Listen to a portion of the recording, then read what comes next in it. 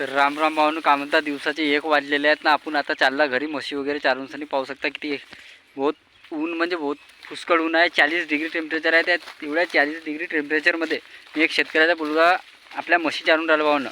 कसं आहे ना, त्याच्यासाठी स्वतःले तपावं लागते ना. कसं आहे ना, मालक बनावले स्वतः नौकर बनून स्वतः मालक बनावं लागते. त्यासाठी स्वतःले या उन्हात तपावं लागते. असं कामा भाऊनं आपल्या मुका जनावरांसोबत आता चालला आपण घरी. तर आजच्या संपूर्ण आपला ब्लॉग पहा, कारण की आपला म्हणण्याचं आहे आपण, कारण की आपण कष्टाळू शेतकरी आहो. कसं आहे ना, म्हशी नाही पालन तर आपला व्यवसाय नाही होणार.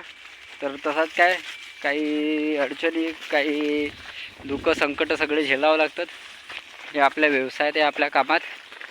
तर आजच्या आपल्या ब्लॉगमध्ये पाहू शकता, ऊन लय आहे, पण आपल्या म्हशींना बी हिंमत नाही आला एवढ्या उन्हात. ते पण स्वतःच्या पोटासाठी नाही का सगळेच करतात. तसं तर म्हणण्यात झालं तर सगळे आपल्या आपल्या याच्यासाठी संघर्ष करतात. कारण की जीवनाचा पर्यायच लागला आहे संघर्ष करायचा.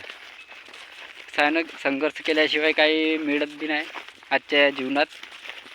तर आता चालला आपण घरी वगैरे. तर आजचा आपला संपूर्ण ब्लॉग पहा शेतकऱ्याच्या बोलाचा, आणि सपोर्ट करत राहा, लाईक करत राहा, शेअर करा, कमेंट करा आणि सबस्क्राईब करा. तर वावर लाईन आलेली आहे भावांनो. तर मोटर वगैरे चालू करतो, आपल्या म्हशीला पाणी पाजतो, कारण की ताण लागली असेल, कारण की तपन ऊन बहुत आहे. तर मोटर वगैरे आता आपल्या ब्लॉगमध्ये पहा, मोटर वगैरे चालू करतो, म्हशीला वगैरे पाणी पाजतो. मोटर वगैरे चालू केलं पाहू शकता भावांनो, आपल्या म्हशीला पाणी पाजावले, कारण की म्हशीला ताण बहुत लागलेली आहे. पाहू शकता आपल्या ब्लॉगमध्ये.